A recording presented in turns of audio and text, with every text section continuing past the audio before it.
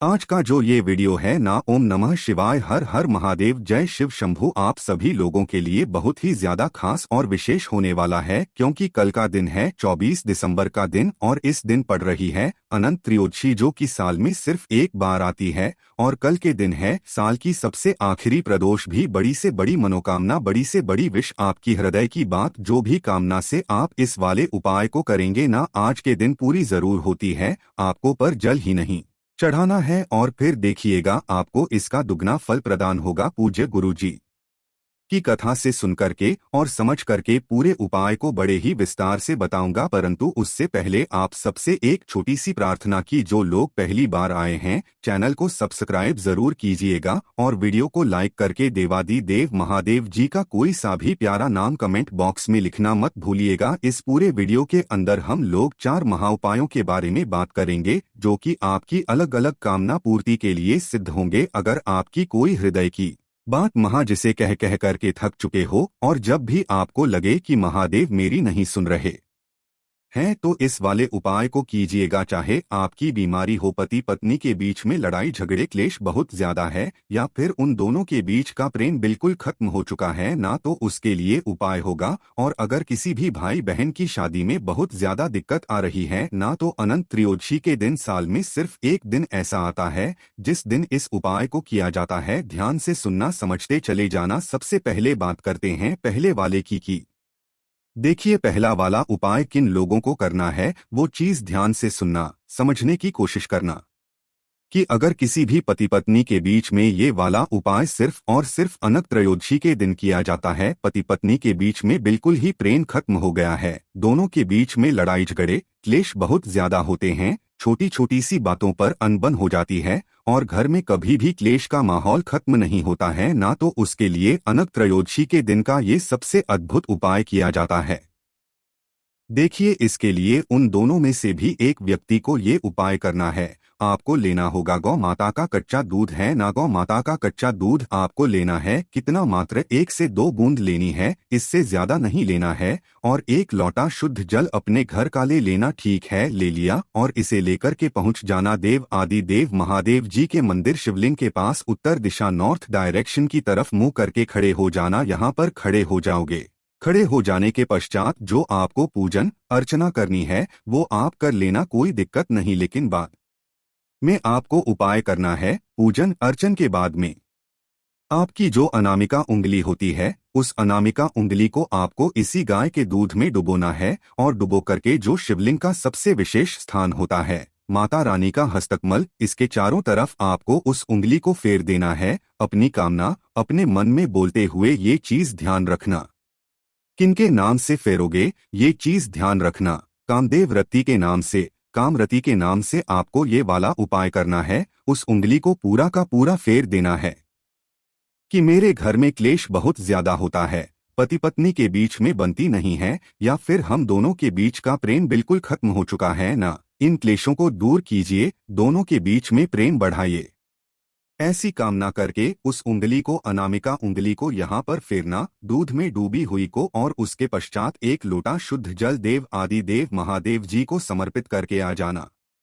जो भी स्त्री या जो भी पुरुष इस वाले उपाय को अनंत त्रयोदशी के दिन कर लेता है ना, उसकी में फिर कभी भी पति पत्नी के बीच में लड़ाई झगड़ा नहीं होता है, उन दोनों के बीच में प्रेम स्थापित होने लगता है।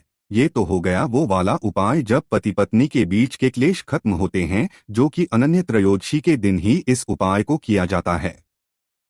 दूसरा, अगर किसी भी भाई बहन का विवाह नहीं हो रहा है, विवाह में बहुत सारी अड़चनें आ रही हैं, माता पिता परेशान हैं कि भैया क्या करें क्या ना करें, इसका विवाह होगा नहीं होगा, कोई सुयोग्य वर या वधू नहीं मिल रहा है, तो बहुत ज्यादा दिक्कत है ना। अनंत त्रयोदशी के दिन मात्र आपको लेना होगा दूध, वहीं 1 से 2 बूंदे आपको गौ माता के कच्चे दूध की लेनी है। एक लेनी है बेलपत्र। इस वाले उपाय को बच्चा या लड़की जो भी है जिसके विवाह में समस्या आ रही है वो भी कर सकता है, साथ ही साथ उसके माता पिता भी उनका नाम और गोत्र बोल करके कर सकते हैं। तो आपको करना क्या है, इस तरीके से बेलपत्र लेना है, मात्र 1 से 2 बूंदें दूध की, 1 लोटा शुद्ध जल आपको लेना है और चले जाना है देव आदि देव महादेव जी के मंदिर। सुबह से लेकर शाम तक अनंत त्रयोदशी के किसी भी समय आप जा सकते हैं। उत्तर दिशा नॉर्थ डायरेक्शन की तरफ मुंह करके खड़े हो जाना। सबसे पहले तो जो आपने एक बेलपत्र लिया है ना, इस एक बेलपत्र की तीनों पत्तियों पर एक एक दूध की बिंदी लगानी है। आपको नाम और गोत्र बोलते हुए उस बच्चे का या बच्ची का जिसका मंगल विवाह नहीं हो पा रहा है, काफी सारी समस्याएं आ रही हैं, और यहाँ से पकड़ना है जहाँ पर तीनों पत्तियों का मिलन होता है, और इसे उठाकर के शिवलिंग पर ऐसे समर्पित कर देना है कि बीच वाली पत्ती रहेगी आपकी तरफ और डंडी रहेगी विपरीत। और एक लोटा शुद्ध जल देव आदि देव महादेव जी को समर्पित करना। कुंदकेश्वर महादेव जी के नाम से नाम लिख देता हूँ, ध्यान रखिएगा। कुंदकेश्वर महादेव जी के नाम से अपने हाथों को फैलाना और महादेव जी से कामना करना कि मेरा बच्चा या मेरी बच्ची, और अगर वो बच्चे बच्ची खुद इस उपाय को कर रहे हैं तो वो अपनी कामना अपना नाम और गोत्र बोलकर के करना। गुरुदेव ने कहा है अगली अनंत त्रयोदशी आने तक उसका मंगल विवाह पूरा हो जाता है। पूज्य गुरुजी का बहुत अद्भुत और उपाय है, जरूर दीजिएगा। अब बात कर लेते हैं दूसरे वाले। देखिए दूसरा वाला उपाय किन लोगों को करना है। अगर आपकी कोई मनोकामना कोई विश उपाय कर करके थक चुके हो ना, लेकिन फिर भी पूरी नहीं हो रही है, इसका प्रमाण पूज्य गुरुजी ने बताया कि इसका जो प्रमाण है वो आपको गीता में देखने के लिए मिलेगा, आपको शिव महापुराण में देखने के लिए मिलेगा, ब्रह्मा वैवर्त पुराण में देखने के लिए मिलेगा, साथ ही साथ जो लिंग पुराण है उसके अंदर भी देखने के लिए मिलेगा। महादेव जी की शिवलिंग पर आपको जल ही समर्पित नहीं करना है, इसका भी आपको दोगुना फल प्रदान होगा और महादेव जी को रूप से आपके कल के दिन सुननी जरूर होगी। इसके लिए देखिए आपको करना क्या है। सबसे पहले आपको एक दीपक तैयार करना है। वो करना है आपको गोल बाती का, और इसके अंदर कोशिश करना गौ माता का घी भरें।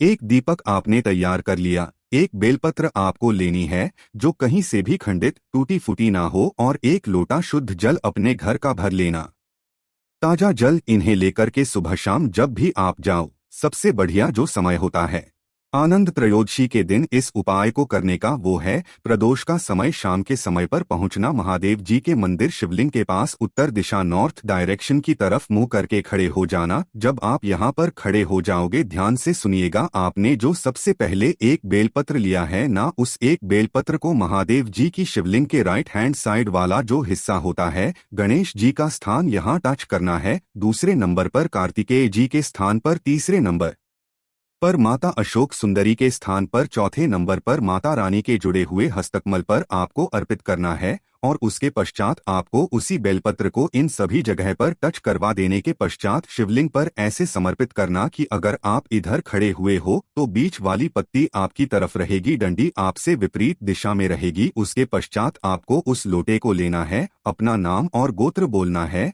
और अपनी कामना कहनी है। दोनों हाथों से पकड़ना, अपना नाम और गोत्र बोल करके कामना कहना कि मैं उपाय करके थक चुका हूँ, मेरे बाबा मेरी नहीं सुन रहे हैं, मैं लास्ट बार इस उपाय को कर रहा हूँ। जैसी आपको सबसे पहले गणेश जी के स्थान पर थोड़ा सा जल समर्पित करना, फिर कार्तिकेय जी के स्थान पर, फिर माता अशोक सुंदरी के स्थान पर, और चौथे नंबर पर आपको जल समर्पित करना होगा। इस कटी भाग के चारों तरफ यहाँ समर्पित करना मत भूलना। पांचवें नंबर पर आपको शिवलिंग पर जल समर्पित करना ही नहीं है। इस वाले उपाय में उस जल को और जो आपने एक दीपक लिया है ना, उस दीपक को प्रज्वलित करके आसपास जो भी बेलपत्र का पेड़ है ना, उस बेलपत्र पेड़ के नीचे बाकी के लोटे जल को यहाँ पर अर्पित करना। ओम नमः शिवाय, श्री शिवाय नमस्ते का स्मरण करते हुए अपनी कामना कहना, दोनों हाथों को जोड़ करके, और उस कामना को कह करके एक दीपक बेलपत्र पेड़ के नीचे समर्पित करके आ जाना, लगा देना, जला देना। इसके नीचे आसन जरूर लगाना, चाहो तो फूलों की पत्तियां, गेहूं के दाने, चावल के दाने, हरे मूंग के दाने, जो आप रखना चाहो आसन जरूर रखना। जमीन पर कभी भी दीपक को नहीं रखा जाता है, चाहे बड़ी से बड़ी कामना क्यों ना हो, आपकी उसी दिन पूरी जरूर होती है।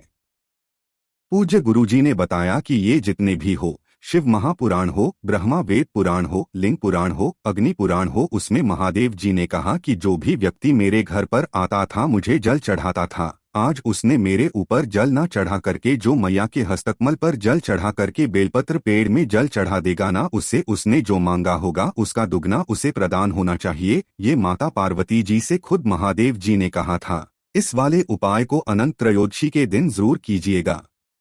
अब बात कर लेते हैं आज के इस उपाय का आखिरी तीसरा वाला उपाय। तीसरा वाला जो उपाय होगा ये किन लोगों के लिए ये है? बीमारी के लिए बड़ी से बड़ी बीमारियां खत्म हो जाती है। कौन सी बीमारी? अगर आपके डायलिसिस है, डॉक्टर ने भी आपको मना कर दिया है कि कुछ नहीं हो सकता। कोई सी भी बड़ी भारी बीमारी है ना, और डॉक्टर ने भी पीछा ले लिया है कि अब इनका कुछ नहीं हो सकता है, ऑपरेशन करने की बोल रहा है, बहुत कुछ कर लिए, तो इस वाले उपाय को कल के दिन प्रैक्टिकल जरूर करना है। सारी की सारी बीमारियां धरी की धरी रह जाएगी, खत्म हो जाएगी। इसके लिए आपको चाहिए क्या? ध्यान से सुनिए।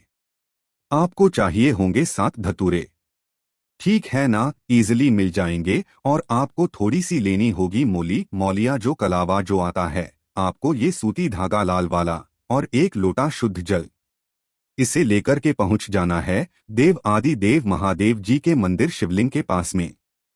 यहां पहुंचोगे। यहां पहुंचने के बाद में आपको करना क्या है? जो आपने 7 धतूरे लिए हैं ना, इसमें से एक धतूरे के अच्छे से पूरे पर आपको मोली लपेट देनी है, पूरा का पूरा लाल कर देना है। और इस वाले जिसको आपने मोली से लपेटा है ना, सबसे पहले जैसे ही आप जाएंगे उत्तर दिशा की तरफ मुंह करके उस मोली लगे हुए धतूरे को शिवलिंग पर समर्पित करोगे। किन महादेव जी के नाम से? ये चीज ध्यान देना, चंद्रमौली महादेव जी के नाम से। किन के नाम से? चंद्रमौली महादेव जी के नाम से। परिवार का कोई भी व्यक्ति इसे कर सकता है। यहाँ समर्पित कर दिया। उसके पश्चात आपको जो 6 धतूरे बचे हैं उन्हें एक एक करके शिवलिंग के विभिन्न स्थानों पर आपको समर्पित करना है। सबसे पहले गणेश जी के स्थान पर, दूसरा कार्तिकेय जी के स्थान पर, तीसरा माता अशोक सुंदरी के स्थान पर, चौथा आपको माता रानी के हस्तकमल पर समर्पित करना है, पांचवा जो ऊपर की तरफ टप टप करके जो बूंद गिरती है, जहां पर महादेव जी की 5 पुत्रियां हैं, जया विशारा शामरी बारी दोत्री देव, वहां पर समर्पित करना है। और छठवां जो है वो आपको जलाधारी के ठीक नीचे समर्पित करना है, जहां पर भी ये जल टपके टपक करके इसके ऊपर गिरेगा। और 1 लोटा शुद्ध जल लेना, उस व्यक्ति का नाम और गोत्र बोलना जिसके लिए आप इस उपाय को कर रहे हैं, और इस मोली वाले धतूरे के ऊपर उस जल को समर्पित करना। जो समर्पित होकर के जल इस धतूरे के ऊपर आकर के गिरेगा ना, आराम से गिरने देना। जब भी आप यहाँ जल समर्पित करेंगे वो किनके नाम से करोगे? या तो अब धूतेश्वर महादेव के नाम से या फिर चंपेश्वर के नाम से। नाम ध्यान जरूर दीजिएगा। सिर्फ और सिर्फ अनंत चतुर्दशी के दिन इस वाले उपाय को किया जाता है। जब यहाँ पर जल टपकना बंद हो जाए, इस वाले धतूरे को जो कि जलाधारी के नीचे रखा हुआ है, इस वाले धतूरे को उठाकर के ले आना। और जो भी बीमार व्यक्ति है उस बीमार व्यक्ति के कंठ पर, मस्तक पर और हृदय पर 3 स्थानों पर इसे टच कर देना। और किसी भी बेलपत्र पेड़ के नीचे जाकर के इसे गाड़ देना। वो जो व्यक्ति है जिसके लिए ने भी मना कर दिया है ना, वो स्वस्थ ना हो जाए तो कहिएगा ये शिव तत्व है। एक बार प्रैक्टिकल करके जरूर देखना। पूज्य गुरुजी ने कहा है कि कहीं शिहोर वाला बाबा झूठ तो नहीं कह रहा है। पूज्य गुरुजी ने जैसा अपनी कथाओं में बताया वैसा भाषा में आपको बताने का संपूर्ण प्रयास किया। वीडियो पसंद आया हो तो लाइक जरूर करना, चैनल को सब्सक्राइब जरूर कीजिएगा। ओम नमः शिवाय। हर हर महादेव। जय शिव शंभू।